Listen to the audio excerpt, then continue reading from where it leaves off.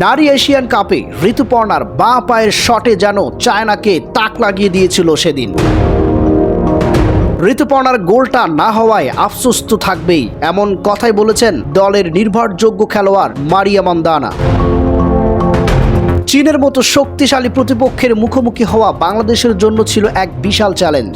9 বারের এশিয়ান চ্যাম্পিয়নদের বিপক্ষে লড়ে 2-0 গোলে হারলেও গতকাল মাঠের বাংলাদেশের পারফরমেন্স ছিল চোখে পড়ার মতো। তবে ওয়েস্টার্ন সিডনি স্টেডিয়ামে এই ম্যাচে ঋতুপর্ণার গোলটা না হওয়া নিয়ে দলের মধ্যে কিছুটা আক্ষেপ রয়ে গেছে। মিডফিল্ডার মারিয়া মান্দানার কণ্ঠেও সেই সুর। অবশ্যই আফসোস তো থাকারই কথা, কারণ একটা ভালো টিমের সঙ্গে যেটা চান্স আসে তা যদি কাজে লাগানো যায় তাহলে সেটা আমাদের জন্যই অনেক ভালো। আমরা ওর শটের ভিডিওটা অনেকবার দেখেছি। হাড় ছাপিয়ে ভালো খেলার চেষ্টায় ছিল মুখ্য।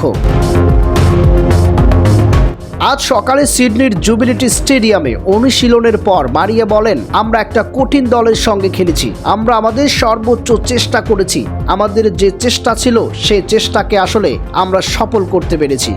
9 বারের চ্যাম্পিয়নদের বিপক্ষে লড়াই করে মাত্র 2-0 গোল হারা আমাদের জন্য অনেক শিক্ষণীয় বিষয় হয়ে উঠেছে। ম্যাচ শেষে খেলোয়াড়রা পরিশ্রান্ত ছিল।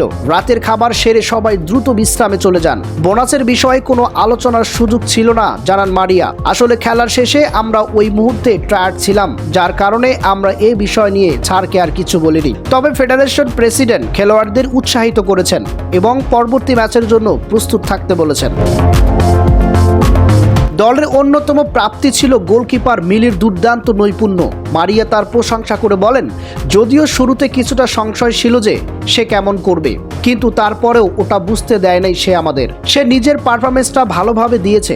আমাদের মনের ভেতর আস্থা ছিল তাকে নিয়ে। সামনের প্রতিপক্ষ হিসেবে উত্তর কোরিয়া ও উজবেকিস্তানের অত্যন্ত শক্তিশালী মনে করছে দল। 6 মার্চ উত্তর কোরিয়ার বিপক্ষে পরের ম্যাচ নিয়ে মারিয়ার পরিকল্পনা হলো, প্রথম যেহেতু যে ম্যাচটা আমরা যেভাবে সুন্দর করে শুরু করেছি ভালোভাবে, তো দ্বিতীয় ম্যাচটাও সেভাবে আমাদের শুরু করতে হবে। তবে মারিয়ার মুখে সতর্কতাও, কোনো টিমকে আসলে সাধারণ ভাবা উচিত নয়। আমাদের গ্রুপের সব দলই কিন্তু অনেক শক্তিশালী। খেলার ফলাফল মাঠের লড়াইয়ের ওপর ভিত্তি করে হয়। অনেক সময় ভালো দলও হেরে যায়, আবার সাধারণ দলও পরের রাউন্ডে উঠে যায়। সবশেষে মারিয়া এই অর্জনের কৃতিত্ব দিয়েছেন নিয়মিত অনুশীলন এবং সমর্থকদের। কৃতজ্ঞতাও ঝরেছে তার কণ্ঠে।